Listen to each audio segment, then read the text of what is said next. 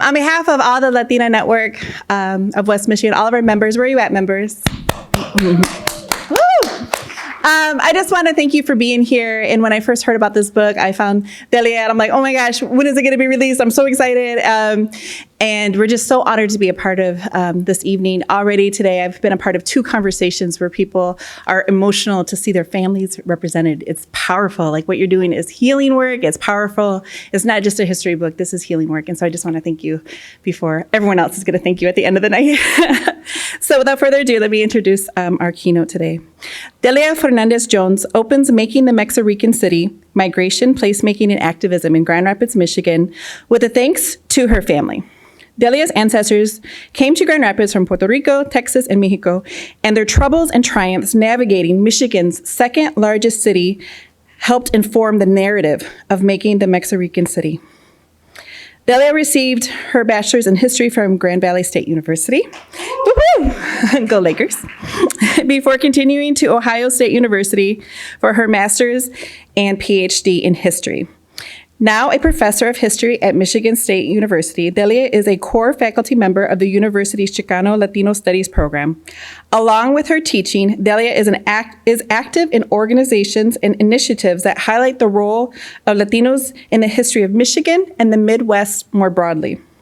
Along with her contributions to diversifying West Michigan history, she is a staunch advocate for first-generation college students, students of color, and women of color in all aspects of academia. It's my honor to introduce Dr. Fernández-Jones. Thank you all so much. That was such an amazing welcome. Stacy, I really appreciate it. And I want to first start by thanking Dr. Salas and Mary, who are, the engine of the Kutsche office, who have worked really, really hard in putting this event together and making it as accessible as it can be. And I appreciate every thoughtful intention that you put in making this a really welcoming space. So thank you to Nora and to Mary again. So I wanted to start this off, presentation off with my Grand Valley, history here. That's me at graduation some years ago with Dolly Lutz, who was the McNair Scholars coordinator at the time. So the McNair Scholars Program is a federally funded initiative to increase the number of underrepresented people in society who are awarded graduate degrees. And so I was a part of the McNair Scholars Program, and this book, none of this would be here if it weren't for McNair and McNair Scholars. So I'm really happy to highlight her work and David Stark and the history department here at Grand Valley for investing in me as soon as I said, I think I might want to go to graduate school. So that was a really put me on this path, but some years have happened since I saw Dolly until last week when I did a book talk at We Are Lit in downtown Grand Rapids, and Dolly Lutz came and surprised me, and that's me about to cry or crying because really, quite literally, there would be no book, there would be no professorship, there would be none of this if it weren't for, if it wasn't for McNair and the people who invested in me here and all the folks here in the audience who raised me, all of you who are here. So thank you. But so in between time, from that first picture of me and Dolly to this one, I've been busy. All right, so I've been researching and writing what ended up being Making the MexiRican City. So I've been for almost 10 years or so, probably over 10 years, visiting archives around Michigan, around the country, to find just snippets of Latino life, of Mexicans and Puerto Ricans who came to Grand Rapids between the 1920s to the 1970s. So I've been to archives all across the city here, in Lansing, in Detroit, in Washington, D.C., in Texas, in Georgia, in San Juan, Puerto Rico, and across the islands, in Mexico City, trying to find what forces brought us here and what life was like for Mexicans and Puerto Ricans here in Grand Rapids. And as I was hoping I would, come into the archive, the Grand Rapids City Archive or GRPL, and say, bring me all the Latino stuff. Just load it all up and put it all on, I don't know, trucks, whatever you have to do. That's what I was thinking I would find. I didn't find that much. But what I did find was really, really, really awesome, was really amazing. And it shows the care that's been put into documenting our history before I started writing the book. And I'm very grateful to folks like Gordon Olson and folks at GRPL who thought about doing interviews with the first Mexican and Puerto Rican pioneers in the city to make sure that those stories were documented and preserved, so that, this is when we tell folks, like, do these oral histories with your family, with your elders, because you just never know, right? You never know personally what that'll mean. But to walk into the library and to find oral histories of community members of my own grandmother that we didn't even remember existed. Right? This was powerful, right? So I looked at those oral histories. I did my own oral histories. I looked at city directories in the library. I looked at immigration records. I looked at jail records, other police records, federal reports, local reports, state reports.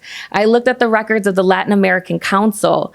I looked at things as obscure as the city's assessor files for taxes, trying to find and reconstruct what Latino life looked like, from housing to education to politics to culture. And so that's what I bring you today, right? This is all of that is culminating in making the MexiRican City. So like, I show this cover off like I do pictures of my son, because this has been working on much longer, much longer.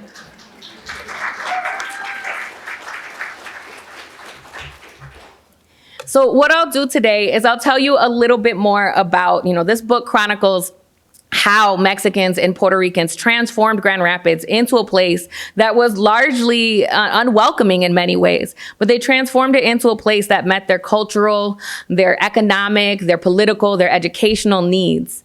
And I'll talk a little bit more of kind of walk you through this broader argument that I have about Mexicans and Puerto Rican relationships and friendships that build the base of this community, that they're able to start to take on activism, to fight for some of these things that they need and some of the things that they want to be successful and to live here in Grand Rapids.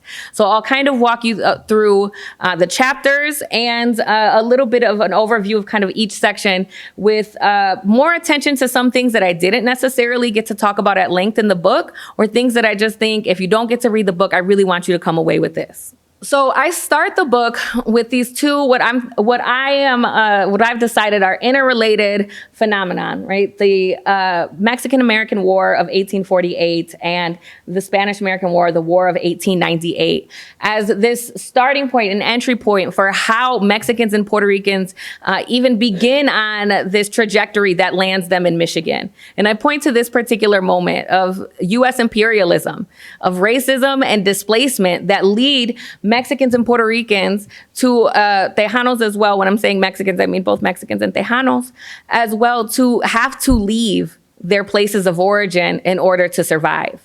And so one of the things that I talk about is the instability in Mexico after 1848, and the ways that led to a dictatorship in Mexico that prioritized modernization.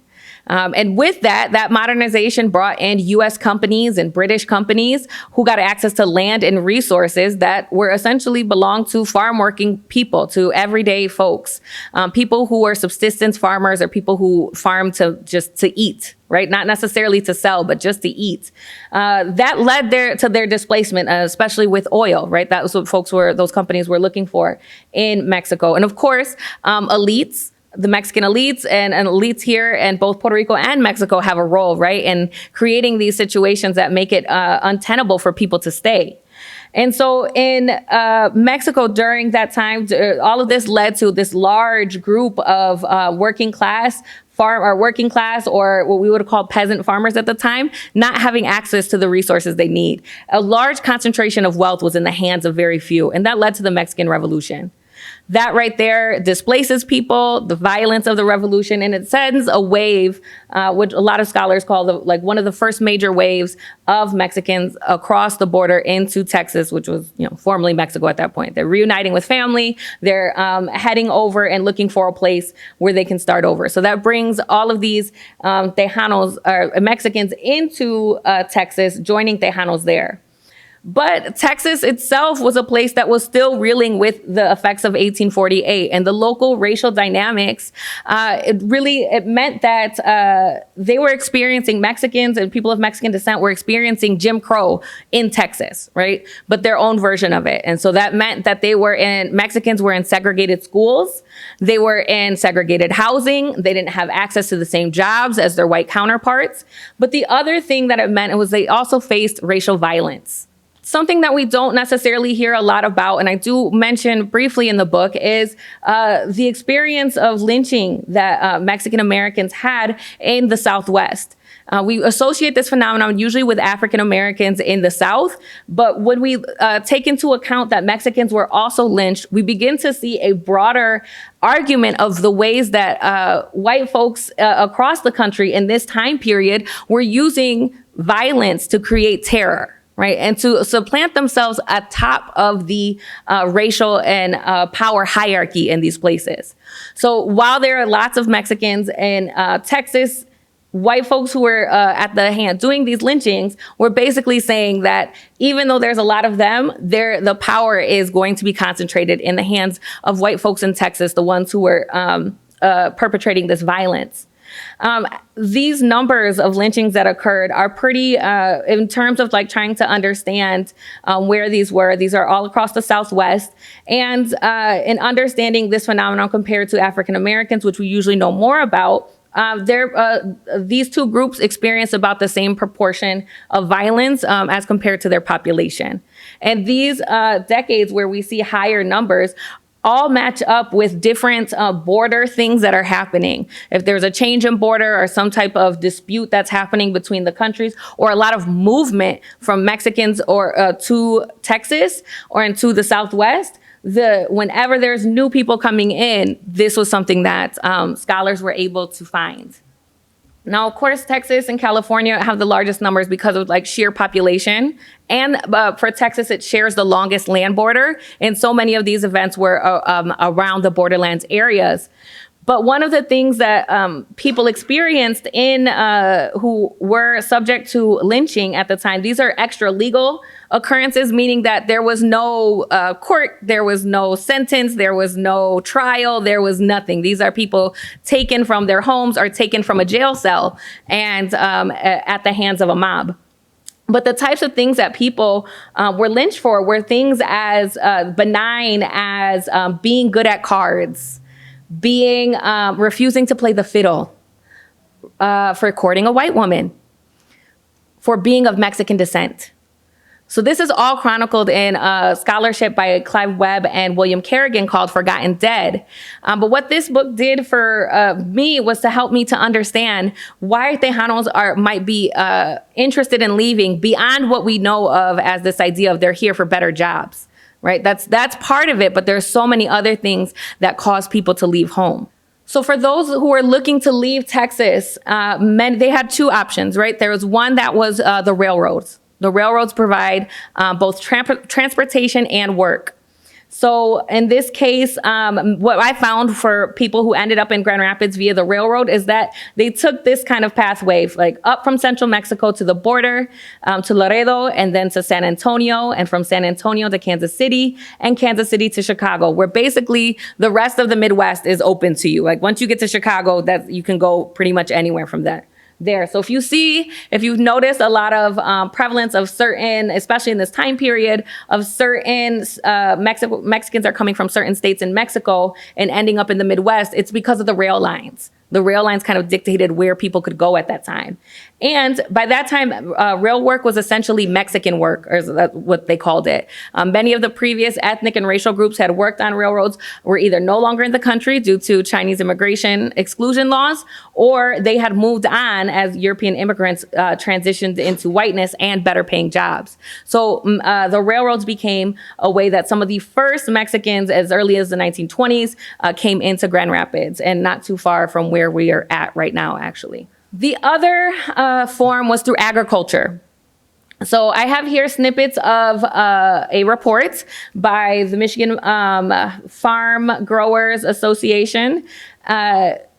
this is the ways that they're thinking about Mexicans as ideal workers in the sugar beet industry, mostly in the area of Saginaw, but really across the state in terms of other crops and agriculture. And so this is what they said about Mexicans. So the Mexican is considered as an ideal sugar beet worker by the sugar beet grower. And while considerable effort has been made to encourage the available local worker to do this work, local worker means white folks in Saginaw or wherever, it is doubtful if sufficient qualified labor could be found locally to take care of all the thinning, hoeing, weeding, and topping of the sugar beet crop.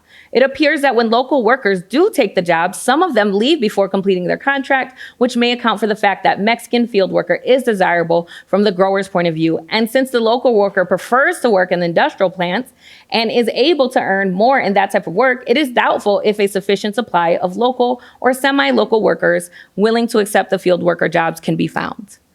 So there's a lot of assumptions in that description, right? One of the assumptions is that Mexicans also don't want high-paying work in industrial settings, right? That they also don't want these same things as the available local worker. The other idea is that Mexicans are not the local worker, even if Mexicans had been in the area since the 1920s. This was from the late 1940s.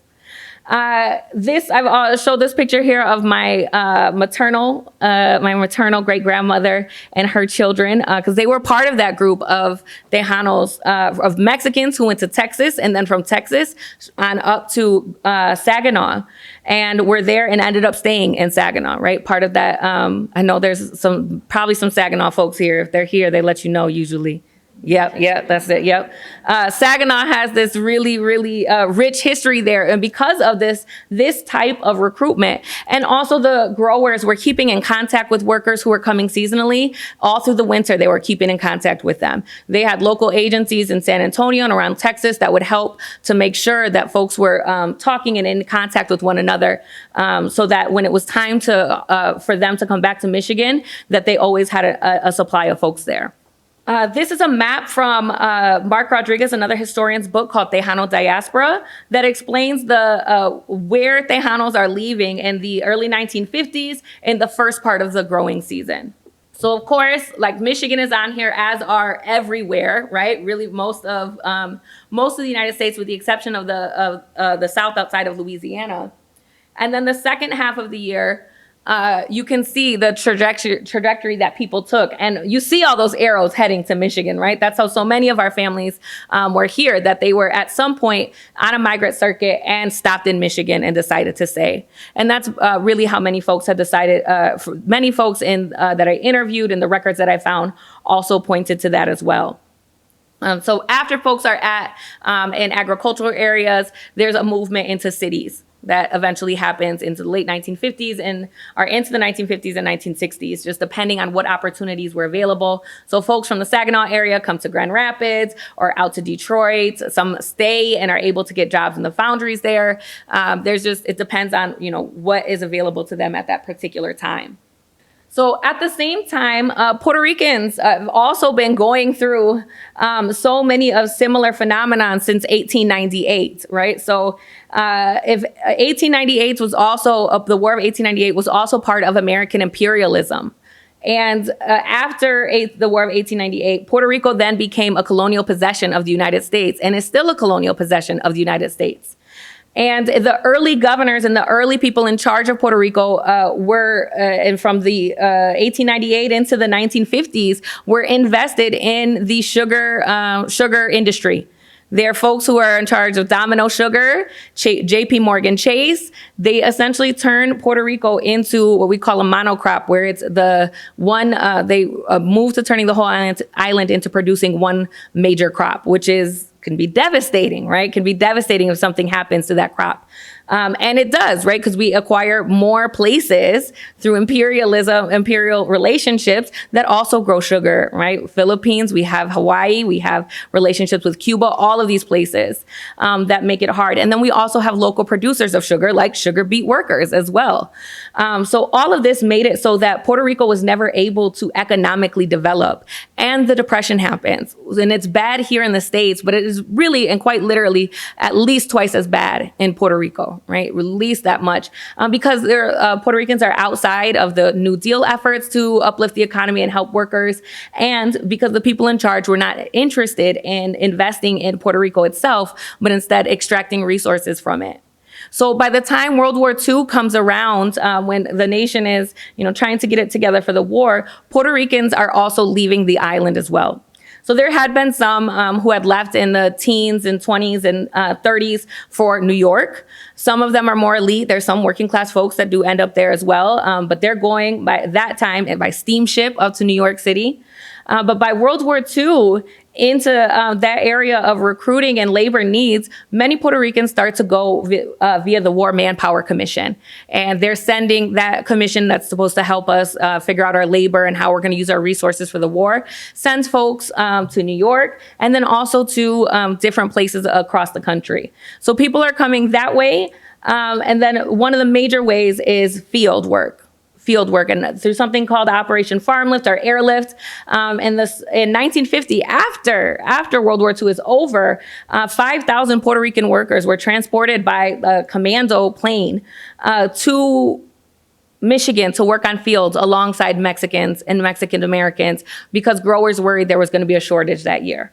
So we have a very direct, state-sponsored is what we call it when the government is responsible for it, state-sponsored migration of Puerto Ricans to Michigan. And that's where we get one thread of the people who come, Puerto Ricans who end up in Michigan.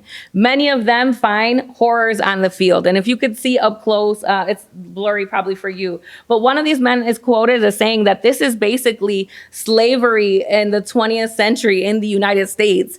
Because the field conditions in Michigan were so horrible, both Mexicans and Puerto Ricans were complaining about a lack of access to clean water, to food, to housing, just all of your basic necessities for a human to live and to be able to work in a place. For other folks, because so many people had came to directly to New York, the Puerto Rican government, through its migration division, also encouraged people to come to Michigan. So we see another aspect of state-sponsored migration. So there's a booklet here. So that's the cover. The Inmigración is what it says on there. And it's a booklet that was given to people who were leaving or who had just left the island, trying to tell them what to expect in the United States. Like what is like cold weather clothing?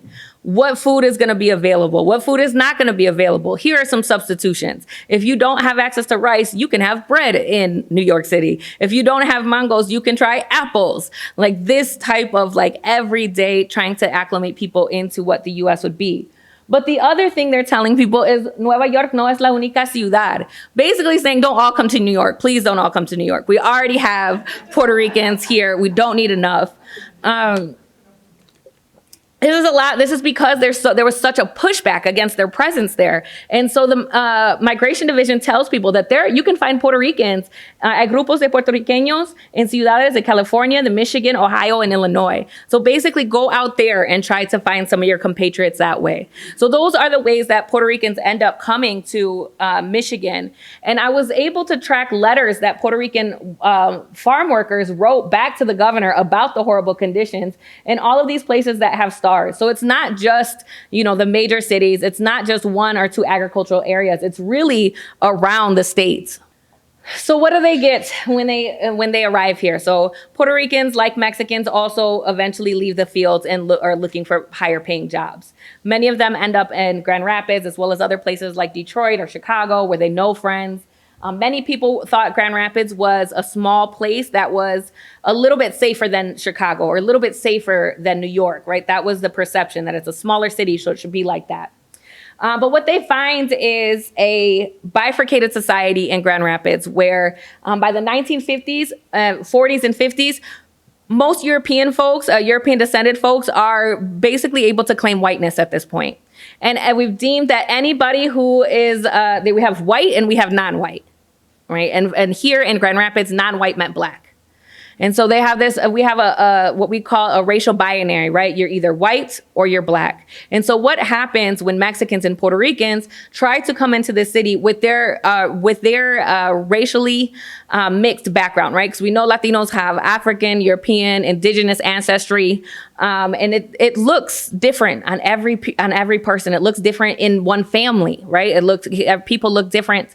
It shows up. And in Grand Rapids, though, white folks here were accustomed to reading it on skin color, on hair texture, on accent, on names. And so when Mexicans and Puerto Ricans come into Grand Rapids, they're basically the other. And many of the systems that we have here did not know what to do with them. And so I'm bringing you this jail record. This is a jail record for somebody, Rosario, probably his last name. I still to this day, it's been probably 10 years since I've been looking at it. I can't tell, and it's in cursive, but he is he was home residence is Kansas City.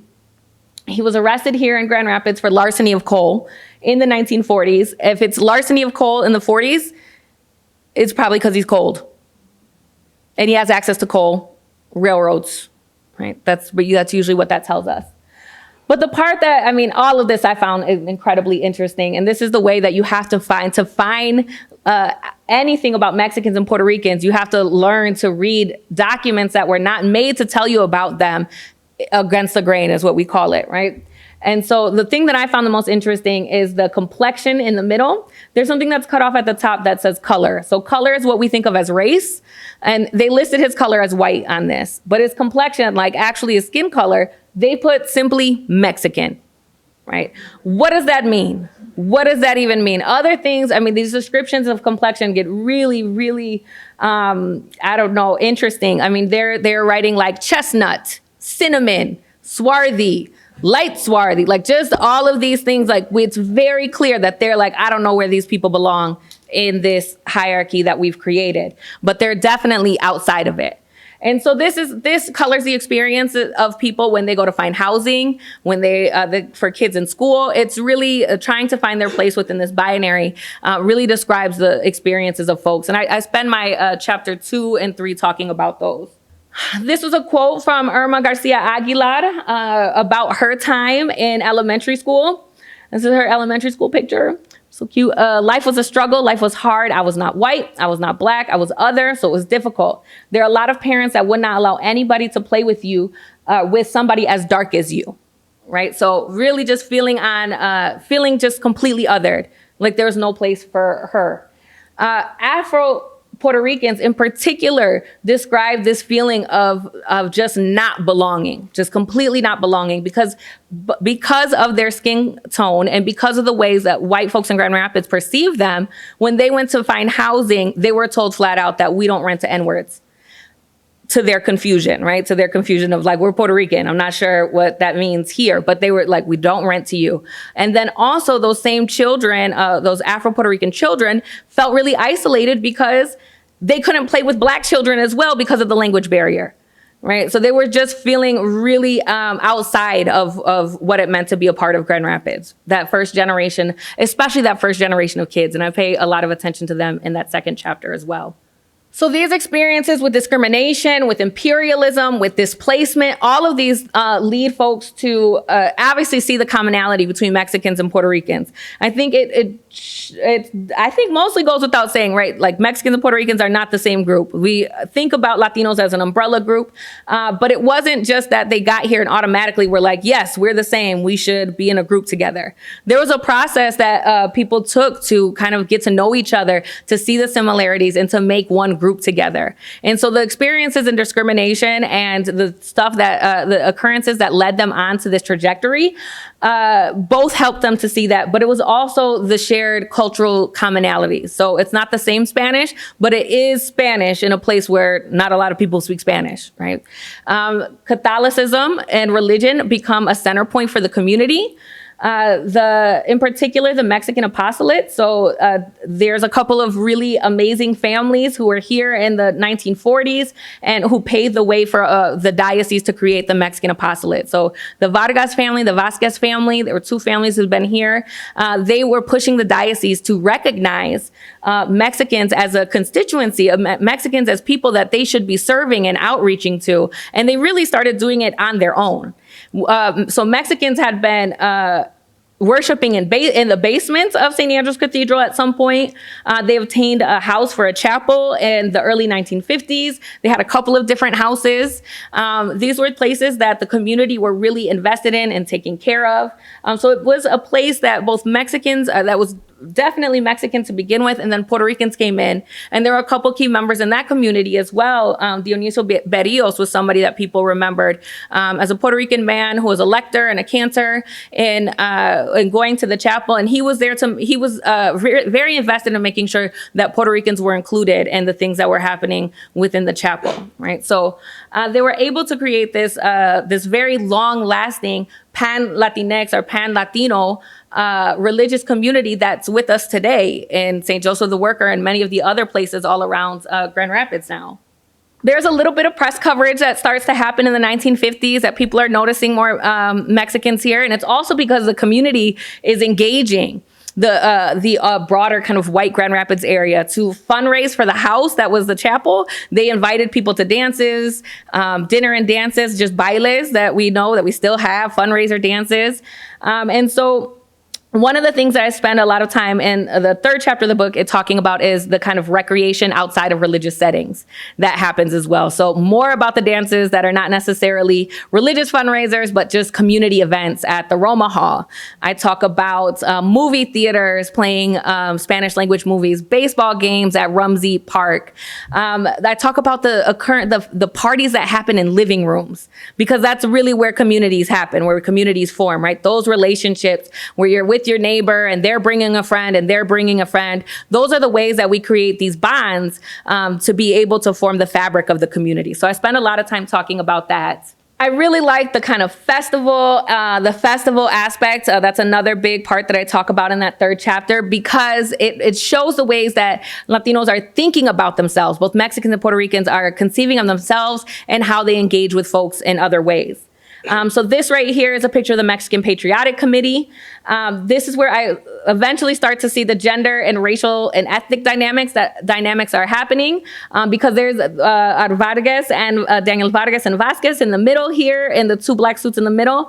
And I was looking at this photo at my parents' house just doing research, and I assumed that all of these men were Mexican until my parents walked by and they're like, "Oh, there's Uncle Julio," and I'm like, "Oh wait, Uncle Julio, my Uncle Julio, great, or all of these different connections, but he's Puerto Rican."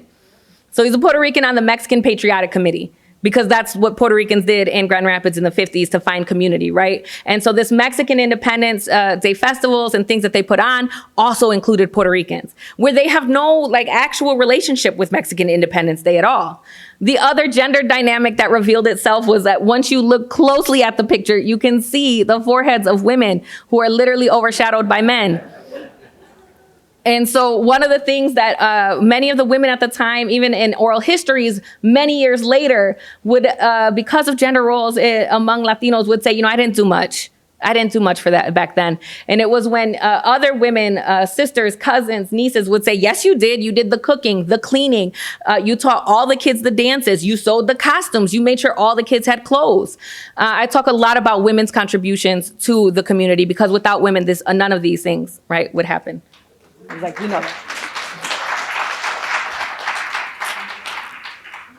So it wasn't just within these. Wasn't just within the committee. I found this photo in the archive. The Grand Rapids Public Library has this photo, among other photos, of the 1970s era festivals that we had. And it was a surprise to me, because it's the Fernandez Bar that my grandfather owned. And the picture, it just spoke volumes to me because of the various representations in one place. So it's for a Mexican Independence Day parade, a float for that parade. We have the red, white, and green streamers for the Mexican flag. We have the Puerto Rican flag and the American flag. There's a young little man there with a sombrero on, right, and a mariachi regalia. And so this to me was like so iconic of MexiRican Grand Rapids, right? That this is the way that the community started to see itself. It started in the 40s and the 50s when they were, working together, living together, going to church together. And by the 70s, it's just a part of who they are. And it wasn't just my family or some families. There's so many families that were also taking on this idea of MexiRican. So these next photos I have are of Mexican and Puerto Rican couples that met and married in the 50s and the 60s. So this is Juan Baez and his wife, Amelia Silva, their wedding photo. And then I think a photo probably taken not too far after that. And so this is when I knew that MexiRicans existed in Grand Rapids, it's because they had always existed. It wasn't just me who I'm MexiRican, but everybody, we knew all kinds of people. And so we started off with generations of MexiRicans earlier than any other folks did. So there's Juan Baez, Amelia, they have their kids and their cousins. So that's Amelia's brother, I think, is also in the picture, and some cousins there. But we have MexiRicans in these photos, right, as early as the 1950s and 60s. That's my tío Marcial and Titi Angelita, Marcial Hernandez, Angelita Arazola, sharing a smooch on New Year's Eve. I love it. I love it because it shows like this is the way that people make Grand Rapids home, right? When your partner and your family and New Year's Eve parties and in community, right? And so we have the other Hernandez MexiRican kids. I was like, Papo, Sammy, Rafi, and Yolanda. And Pete and Crucita Gomez. This is a couple that actually were met and married in East Chicago, Indiana, because the Midwest is a place where Mexicans and Puerto Ricans meet and encounter one another, and eventually moved to Grand Rapids. Pete and Crucita were active in a lot of community stuff I'll talk briefly about. They're the Gomez's kids. And Lea and Felipe Tobar. Another Lea is Puerto Rican. Felipe is Mexican. I believe they met in Puerto Rico through religious. I was like, Noemi is around here somewhere. Yes, right? Through religious activities. And more MexiRicans. So this is a part of like the fabric of the Latino community and the history here. So beyond community, beyond the regular, or beyond these kind of community events and festivities, there was also activism. And that's really where the last 4 chapters of the book cover activism. And I look at the struggle between Latinos in Grand Rapids and the city of Grand Rapids and how they are able to get the resources they need from the city. Because whether or not the city of Grand Rapids and many people who supported the city believed it or not, Mexicans and Puerto Ricans were residents of the city and were entitled to the benefits as any other resident would be. And so by the time we get to the 70s, the population has really just ballooned. There's people are not able to access the same jobs that earlier generations were. There's issues of the urban crisis in terms of disinvestment in the city, disinvestment in jobs for particular groups. And this is one of the issues the Latin American Council, this grassroots organization, was taking on. And it's about the high school graduation rate, right, of Latinos in the city at that time. It was only half, and at one point it's even less than this, very soon after. So the Latin American Council formed in the early mid-1960s as a volunteer organization to help Latinos in the city. By the early 1970s, they became a recipient of federal funding through the War on Poverty programs, and the city was administering the funding. This did cause a lot of tension between Latinos who were interested in the funding, but also some who were very, very skeptical that the city would do right by them as the distributor of the funds, as they eventually predict does end up happening later on. But the Latin American Council from 1968 to about 1978 was the kind of the cornerstone for social services, for cultural programming, for educational programming, for really anything that you needed in the Granville Avenue area. And what we know about it is that Latinos came from across the city to access it, and not just Latinos. were using the services. The Black folks and white folks in the neighborhood were also using the services that had there. And when I mean they had like English language classes, they had a Head Start, they had an elderly services program, they had their own unemployment program. All of this happened because the city, in many ways, refused to hire people who spoke Spanish in their offices. And so all of these other social services that they were supposed to be entitled to as residents of the city, they could not access. So Latinos did it themselves. At the same time, they're also reckoning with the kind of national movements, the Chicano movement, the Puerto Rican nationalist movement, and trying to think about, what does that look like for them here in this conservative city where radical protest is not necessarily welcomed or feasible given the small number, right? They never make up more than 5% during this time. But what I found interesting were these ways of claiming space in Grand Rapids. And so these are also from the festival. So because Latinos are such a small number, there were these placemaking things that happened that were ephemeral, or meaning like they only lasted for a couple of days, but they were meaningful. And so the festival is one of those things, right? The annual festival that's been happening in one iteration or another for 70 or so years. This photo here, right? We have, there's a queen contest of the festival, but with the Calder in the background, right? The Calder as a symbol of Grand Rapids, right? It's on our flag, it's everywhere. And it's on the street signs in Grand Rapids. But to claim the Calder as our own for a weekend, right, was a way of saying we belong here too. Riding horses down the street, right? With a state of Michigan flag, a Mexican flag, and an American flag is another way of saying that we can be all of these things and we don't actually have to change or bow to the pressure of assimilation. They also I have a chapter dedicated to the fight against police brutality and the very winding path that people take to try to get the police department to hire more Latino police and African-American police officers. This is a chapter that involves Black and Latino cooperation and taking up against the city. And unfortunately, at the time, people were thinking, they were experiencing police brutality. And we're thinking that they kind of recognize that, we would love to have policing change like altogether so we wouldn't have brutality as an option. But we also understand that that's not going to happen in Grand Rapids. So the best stop fail measure of this is to hire, their idea is to hire more Black and Latino police officers with the hope that they wouldn't be brutalized by members of their community who then became police officers. So it's faulty to begin with, but it's the best that they have. And that's usually, that's kind of like the theme of the activism that they can do at the time. They end up getting more police jobs, but via a suit against the fire department that involved both Pablo Martinez, a Mexican-American Vietnam veteran, and James Ragsdale, an African-American man. So it's a really grainy photo, but you can kind of see Pablo's big mustache and James's little afro right there. Both were Black and Latino men who, after graduating high school, you've seen the low rates, but they had graduated, could not find well-paying jobs in Grand Rapids. So they ended up applying to the fire department and were not able to get jobs in lawsuit. You got to read the whole chapter to see what happened. The last thing that I talk about in the book, or the last content chapter, is on the Neighborhood Education Center, an educational. It's a school. It's a school for high school students who have been pushed out of Grand Rapids public schools.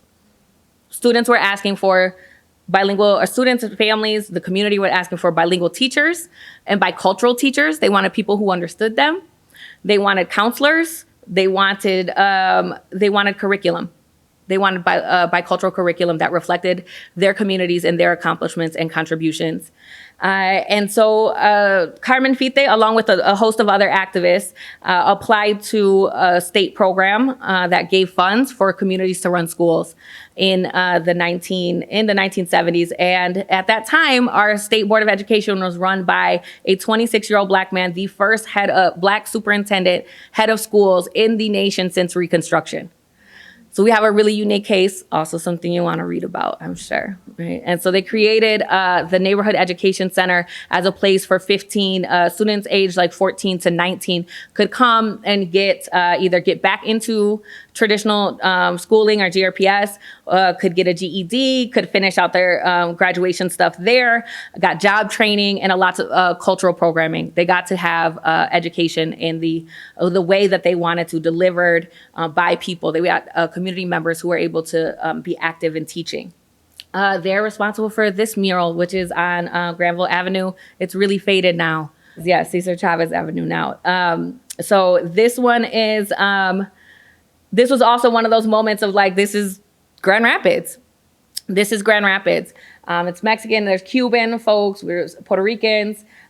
This is also it's also the 1970s, right? It's gesturing to the solidarity among African Americans, among indigenous population, among women. It's pretty much, iconic of this community, right? That had developed. But if you saw that and didn't know what had happened in those 50 years prior, right, this would have seemed like this is kind of normal for the 70s, but we've been enacting this types of solidarity for decades before that. And I end the book with a discussion on gentrification because the crux of the book is placemaking and how we make place here.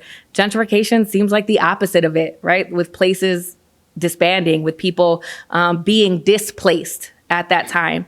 And so I end with a discussion with on really like what amenities Latinos have today, but also with Steph Rosales of the Granville Avenue Arts and Humanities Center. And she pointed me to this mural, which was so reminiscent of that 1970s mural, right? We have, this is who we are now, right? This is it. It's all of these flags. It's all of these people. It's the sun as the central motif. And while that other picture kind of alludes to the laborers, right? The laborer, the farm worker. This one has children on top who are reading, who are all reading. It's to the future. It's to Latino futurities, right? That we will be here in the future. That maybe we won't, maybe we will have other opportunities in education. And it is also the inspiration for the cover of the book, right? I showed the designer these two murals and it was like something with the sun, something that was of hope, right? Because those were things that people were thinking. So I talk about the importance of listening to our community, the people who are on the ground, the people who are working with these communities and talking about, how we will combat gentrification and how we'll maintain the placemaking efforts. And lastly, I'd like to tell you just a bit about like, where do we go from here? So now that the book is done and out, I'm so excited. But I'm really also, I'm more excited about what we do with it. And so I'm partnering with Dr. Salas, with the Latino Community Coalition, Veronica Quitino Aranda, Erica Van Dyke. We're working together to try to create historical markers for the state of Michigan. Regrettably, there are only 2 markers that mention Latinos out of the state's 1800. And these are the historical markers, they're green. They have the gold writing, right? And I can tell you this because I'm also a commissioner on the State Historic Commission that oversees the historical marker program. So I know this intimately, and I'm really invested in a change that's happening on the commission to include more stories of more marginalized groups and people who've been left out. And so we're working together to try to get markers for 3 places. We're working to try to get markers for what is now Clemente Park, as a site of placemaking of St. Joseph the Worker, either the site or the church now, depending on how we approach this. And then also perhaps the house that was housed the Latin American Council. Because for over 10 years, it was a place that allowed Latinos to feel seen, to get the resources they need.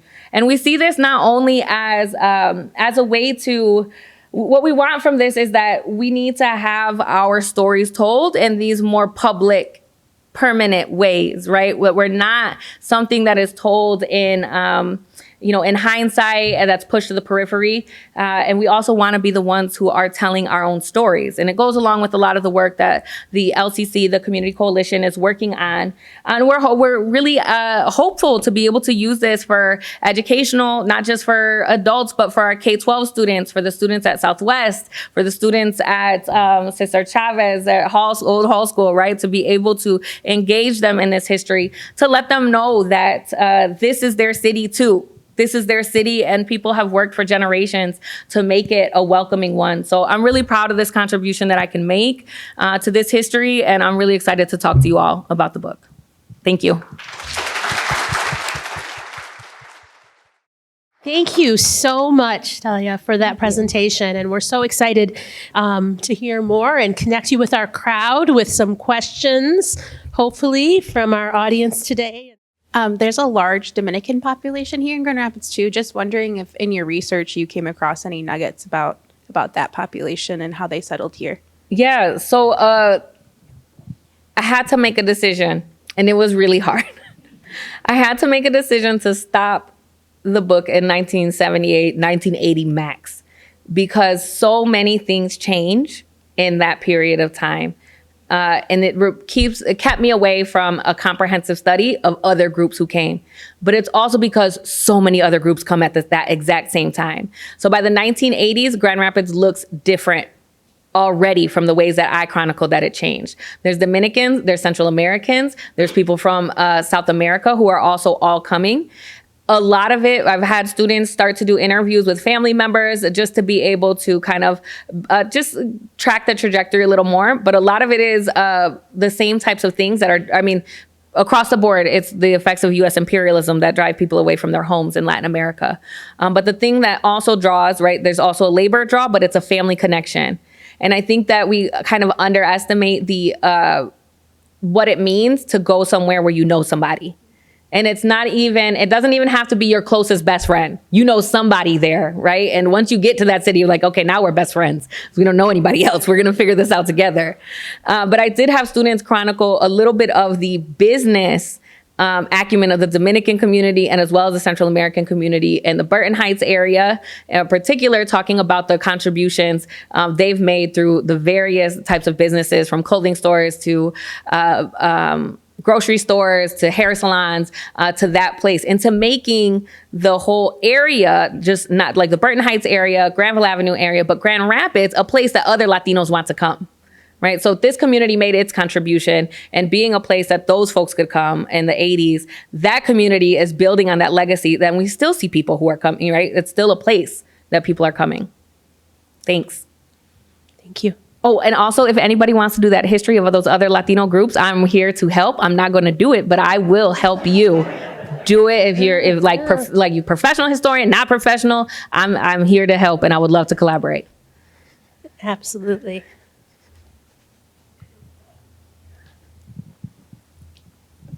Thank you very much, Delia, for your excellent presentation. Thank you.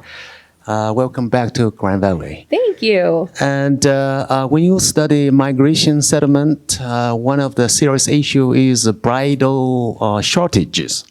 I study a migration pattern in China, from China proper to Manchuria frontier. So usually men arrived, to be followed by women. Yes. Between the arrival of men and arrival of women, there is a shortage of bridals. So I just wonder, did that happen in Michigan? Yes. If that occurred, how did they solve the problem? Yes, I think, in short, that's where we get MexiRicans kind of from, in that particular way. Because so much of that migration was male-driven in that time period. It's not everybody, right? Because a lot of men are coming to Michigan and leaving families. They already have wives and families who do join them. But with them come little brothers or cousins or uncles who end up on this journey as well. And it's on the fields that many of those couples that I highlighted, many of them met at work. So if it was at the field, at a factory, the biases met at a factory, that's because that's you've seen a lot of pairings of Puerto Rican men and Mexican women. And it's something that we've seen across Latino migration. So in Chicago, for example, when Mexican men come to the area in the 1920s solo, a lot of them end up with either Italian women or Polish women because they're Catholic, and they're occupying the same neighborhoods. So it definitely has an effect on this particular situation. Thank you. Thank you. Hello. Good to see you again. Nice to see you too. My name is AC. I was just curious with the current, well, we're learning from history right now, right? And so I'm curious, like, if you could speak to some of the things we could learn from your research as we're working with the new arrivals that are now coming and who've been here that are trying to make a place here in Grand Rapids to call home. Yeah, I think that one of the most important things is we need to let people tell us what they need and not what we think they need. And I think that was part of the issue where Latinos in the 60s and 70s, where people were telling them, like, just learn English and stop speaking Spanish and you are going to be fine in Grand Rapids. And some people did. Some people did that and some people were fine. And a lot of people have a lot of trauma because of what happened there, right? And so if you ask them what they wanted, it was to be welcome, to belong here, but to not have to give up these parts of their identities. And I think it's the same thing to listen to what these communities are outlining as the things that they need the most. So if the nonprofit organization that wants to help has this mission of X, Y, or Z, did they ask for that is kind of the question I want to ask. Did they ask for that? Did they describe that as what they needed the most? And I think it's hard. It's a challenge because I know as organizations, we have goals, we have missions, we have to do those things. But I think if done right, these partnerships between people on the ground and those who have the resources, we can avoid some of those missteps. Thank you. Great. Thank you. Hello, Dr. Fernandez. Hi. Congratulations Thank again. you. This is so exciting to be here to learn about your history, your story. So it's so amazing. And it being Women's History Month and March is Reading Month, that is so awesome and so empowering. So I currently work for GRPS, and I would love to have you come into any of our schools to come and showcase this great masterpiece that you have created so that other youth can see the great work you have done. I'm ready when you're ready. Yes. Okay. And I'm also here with my colleague here, Leslie. We are repping Latino Community Coalition today. And my question for you would be is what would you tell our youth that look like you, that look like us, that anything is possible? Like, what would you tell them, like, to inspire them to also maybe write a book, maybe even make a movie one day? What would you tell our youth today? Okay, so I have a couple of messages that I've thought about these things. Like, as I was writing this book, like, I have them in mind, right? I wanted to write a book that I hope that they can understand, they could grasp onto some of it, that I could talk to folks about. One of the things that I would want them to think about is harnessing the power of their communities, right? I think so many times that when we think about making it, we have to give up something. Right? That when we get to college, when we get to these next levels, that we have to give up something. And I'm really hoping that we can instill enough confidence and in their identities and their sense of belonging that they can take this idea of who they are into the next level, right? Into this next place. Because I think a lot of times, sometimes our institutions, our educational institutions of higher ed, think, okay, we have this information to impart on you, and we don't necessarily take into account that our students come with knowledge that our communities have instilled in them for generations and instilled in their parents and their parents. And so that they actually, they have some of that in them. And it is when they get to those places, when they have those opportunities, to remember to bring their community with them as well. Is that was good, right? Okay. If not, I was like, I got more. Excellent. You let me know. All right. So other questions, comments? Yes. Thanks, Delia. Hello. Hi. So I was doing some archival work up in Oceana County, and I came across this county commission report about POW labor. And there was one brief mention of, it's really good we have these POWs because those Mexican workers have been giving us problems. I can't find anything else on it. So this is something you can answer me specifically. We can have a conversation outside, but in dealing with the archival stuff, what was the biggest challenge you had, and then how did you get around it? What would be an example of that for other people? Yeah, still doing the learning? work. Okay, Thank so you. there's a lot of challenges, right? Because first and foremost, most of our documents on race, ethnicity, demographic populations, depending on the time period, really up until like the 70s, 80s, and 90s, like our census data in the ways that we were talking about race do not include Mexicans and Puerto Ricans, right? They're like white, black, they might have Asian in some category, they might have Native in some category, but they don't have a space for Latinos, for Mexicans or Puerto Ricans. And part of that is because Mexicans were legally white, deemed white by the US government for a very long time. And so that obscures the presence of Mexican Americans, which were likely in Oceana County. So like when I look at the census data for the time period that I'm studying, I'm like, this doesn't help at all. Like it has like foreign national and it have by country, but it will say like 6. I'm like, well, I know there wasn't 6 because there's a whole congregation, right? That's not it there.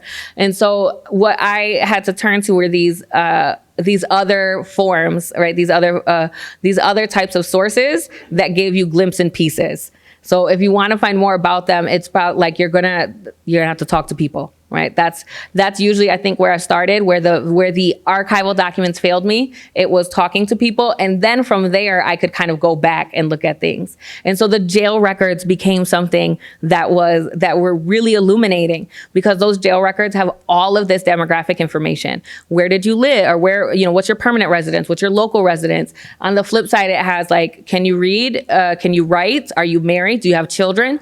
All of this information that you wouldn't have. And if their records are saying these Mexicans are causing trouble, I would check the jail records, because likely what it is are things, depending on the time period, are just things that people normally do, but they were being policed for. So it was like, for example, I found a lot of arrests for drinking during Prohibition, right? Or stealing during the Great Depression, right? Everybody was doing these types of things to survive. And so, but we do have sources generated as a way to do it. But also Oceana County, from what I know, it keeps coming up in a lot of the work that I'm doing. Puerto Ricans were sent there as recently as Hurricane Maria. So it's been a place that has consistently received migrant workers from either Texas, Mexico, or Puerto Rico. So it's a really interesting place to look into. Thanks. Thank you. Hi, I had a question. You mentioned in passing about some folks who were able to, I guess, identify. Well, I don't want to use that word, but able to pass as white, and how there were differences between Latinos because they lived in the racial binary of Grand Rapids, and I'm just curious, what did those lives and those stories look like, or did they kind of did we lose them because they were misunderstood? So there's a lot of stratification in the community based on class and then race/ethnicity. But mostly it has to deal with the ways that people are perceived racially here and the opportunities they have. And so I've talked to some oral history participants who are like, yeah, I mean, they can't completely pass. Like they're never completely accepted. That's just the point, like, right, the name itself, right, that others them. So even the folks who were like basically the most elite that you could get in Grand Rapids of this Latino community, we're still excluded from the Fraternal Lodge or all of these other places that white folks could get into. So they can't completely get in. And so you can see some of the class tension and some of maybe ethnic, and in terms of like, we're not like those particular Mexicans, or we're not like those Puerto Ricans. That happens. It didn't happen it wasn't a prevalent story within the kind of interethnic relationships that we're building, but the tension is there, and it bursts, it like pushes up to the seams every once in a while when different things happen. Certain fights with the city government pushes the tension up again in terms of, and one of the ways you see it the most is with the engagement of respectability politics. Which is so prevalent in Grand Rapids. So Randall Jelks talks about this with African Americans. Todd Robinson does as well, that we have to adhere, you have to act a certain way, you have to talk a certain way, you have to adhere to the local customs in a certain way to be taken seriously here in Grand Rapids, or to at least be acknowledged. And so there are some folks who are, realize they're not gonna be able to be accepted, but are still like grappling with how much do we engage with the respectability politics if it's not getting us anywhere. And then you have others who are like, throw it out the window. Throw it out the window. Everywhere else around the country, they're picketing, they're protesting. Maybe we should try that as well. And so I hope that if and when you read the book, you'll be able to see the types of experiences that people have that are really based on the intersection of all of those identities. Okay, thank you. Other questions, comments? Yes. I'm coming.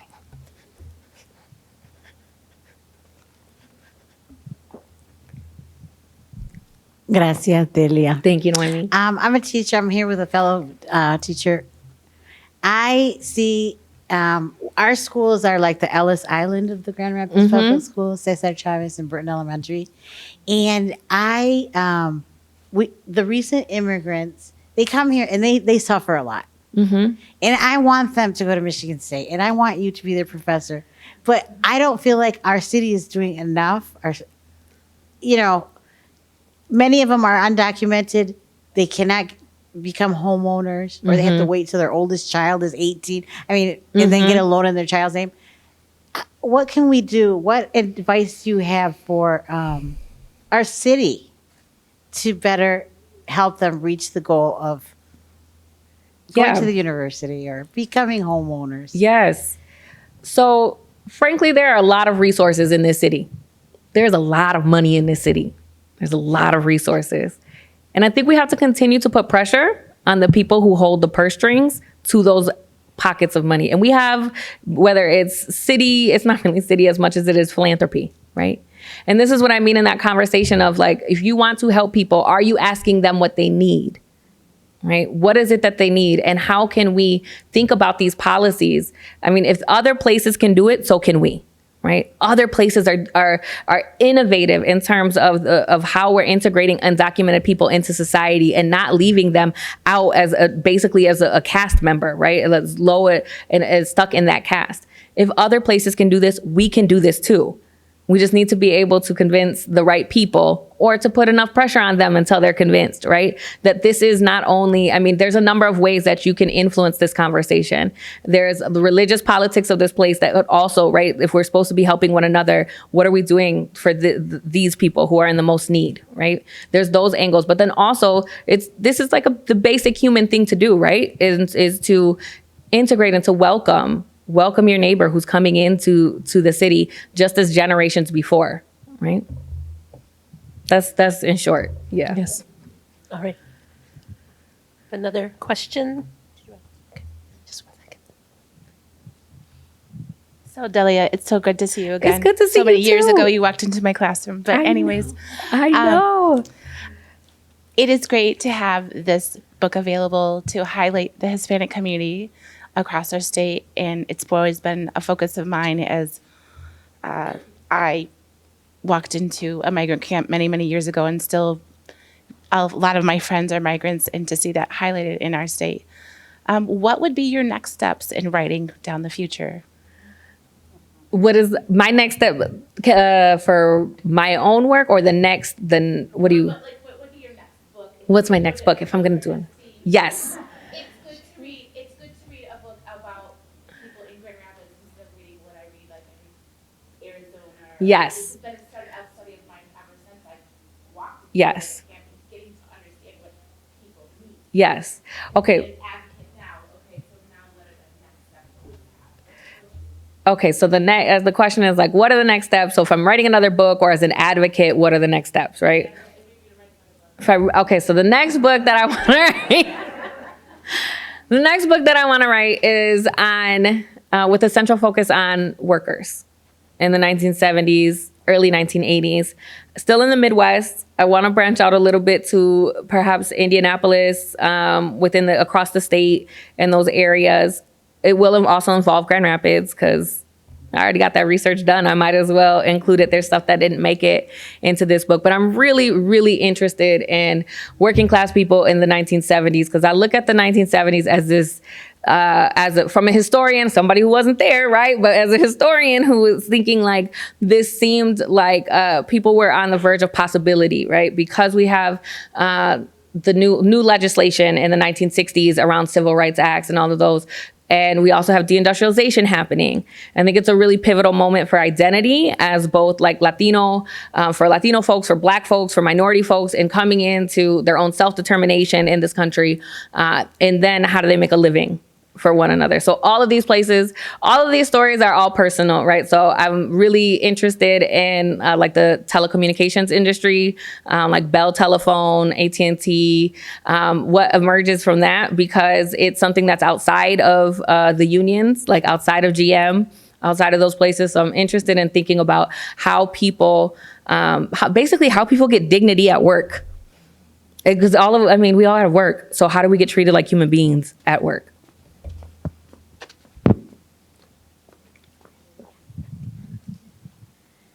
Hi, thank you so much for writing this book. Incredible. Thank you. So, my sister and I, we see all these pictures. We know all these people, so we understand the struggle that the Puerto Ricans and Mexicans experienced. I mean, we were young at the time, but now looking back, I'm like, oh my gosh. So also, I have a question about the migration. So yeah, my uncle Bulo came here from Chicago, and then he came to Michigan, and my mom came to Michigan, and then she met my dad here, and so that's how we landed here. Mm-hmm. So when I travel throughout Michigan, I go up north and I see the migrants working and picking cherries and apples and everything. I can't say that it's improved. I can't say that the conditions have improved. They're out there at 6 or 7 in the morning when we are cozy up in our house. But, where are we, like, legislation-wise for the conditions for our people? Like, I sell real estate. I can tell you that my dad was not given the interest rate that he should have when we bought our house on the Southeast side, when he bought our house on the Southeast side. I'm sure he had some issues, but what he's supposed to do. He has no power. So he needed a home for his family. So, those are types of questions I have. Like, can we look into the research on, are we being given the proper interest rate? Just because we're of color, like my parents, I wish I had his mortgage statement because that would have taught me a lot and gone to the housing department here in Grand Rapids and said, hey, we need some retroactive income here because he was a baker at the time. So that would be so interesting to take a look at that and see what we can do right now.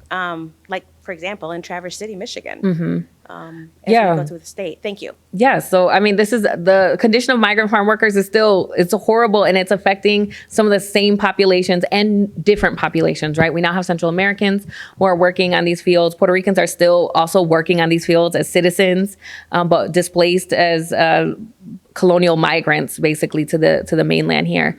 One of the things that as far as like legislation, we have legislation that governs conditions. We don't have a ton of enforcement. That's part of the issue, is right, the manpower for enforcement, the follow-up. There's been some new research on the kind of West Michigan, the Lakeshore communities, and on looking at the conditions for folks who are essentially creating the farm-to-table field that we love on the Lakeshore, with no acknowledgement of who is providing this food, and then the conditions of folks and what they're doing and how they're working are, the conditions of working and living in there. And so one of that scholarship had pointed to a lack of enforcement and just resources to be able to enforce that these things are happening, and we need to be able to stop them. And then in regards to the housing issue, we don't have that research on this city, and I don't know how much research there is with Latinos, but we know that research on African Americans and the housing industry tells us that recently and today that we have so many biases still in the housing industry that cost money, right, and prevent people from accessing equal opportunities. So we're very, that's another, like, that's the 1968 Housing Act that was supposed to stop so much of this, is something that doesn't have the enforcement measures and the teeth to be able to govern every aspect of this. And so that's where it does come down to us in our community to be able to have somebody who can do the research so we can start, making noise about it to be able to make sure that this doesn't happen to further generations. Mm-hmm. Excellent. Yes. And I think, I'll just ad-lib a little bit here. Thank you. Professor to professor, that, and to the audience, that I think that your sense that conditions for migrant workers haven't changed that much is a thing that's shared. And when I teach Latino history here in at Grand Valley, and I talk about different reforms that were passed, laws that were passed, and how they fell apart in the enforcement aspect, that's really what happened to a lot of those laws, a lot of which are still on the books. But I think there's a lot of students, I see a lot of students, 18, 19, 20, who, they finish the class and they say, well, I thought it was only us. I thought it was only my parents who were treated like this. And I do think that, we hope as educators that telling people, and I hope you all can help to share this message that, these things have happened before, and that it's not something that they should necessarily personalize just to them, unfortunately, right? So I hope that maybe that can be a seed a little bit to change. So I do think, I'll stop there because it's Delia's talk. But I was like, this is kind of your topic too. I was like, we could go back and forth, we could talk. We could talk about this forever. That's usually how our conversations go. Yes. But we do have time for, I think, maybe one more question. If somebody has another question or comment, maybe two. I see. I'll talk to you.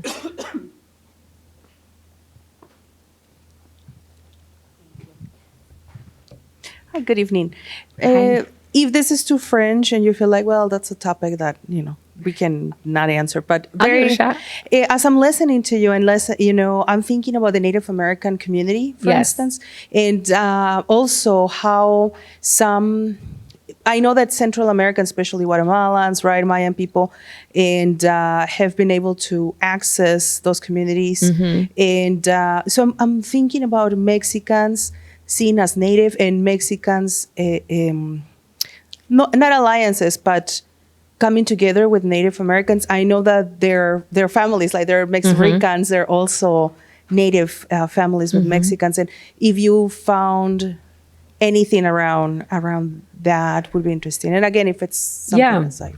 So I think this is, in my research, I see this in a different way than what I see it in the present, I guess. And so one of the things I'll say, like in my research, in the Chicano movement, during the Chicano movement, right, identifying as indigenous was a way, or at least mestizo, and like accentuating one's indigenous identity was a very common part of the movement, because it also allowed for people to access a part of their history that they felt was taken from them, right? And it helps to identify them with, not with the colonizer from Spain, right, but with those who are colonized, and it brings an empowering feeling. But so much of that, because of colonization, right, had been actually the real understanding of indigenous past had really been inaccessible and unavailable to people to engage with it in a way that might have been more authentic at the time.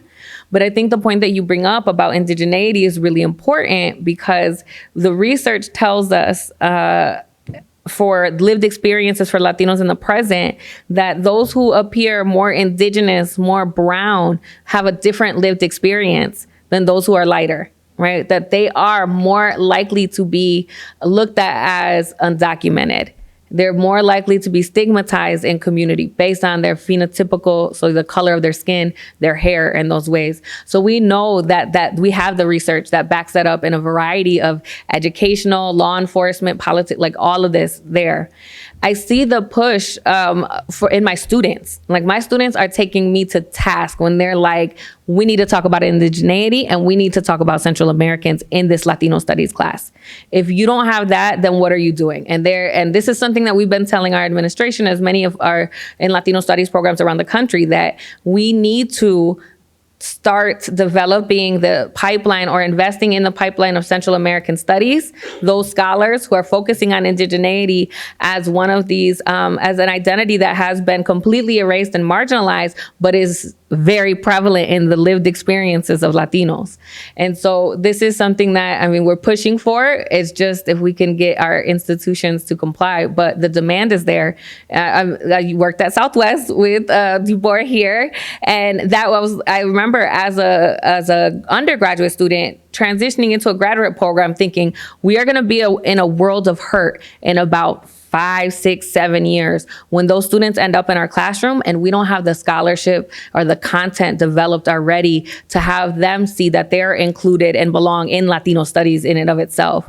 And so that's, I think you hit on like a trend of this field and the importance of why we need to look that way. Awesome. All right. Thank you so much. Thank you.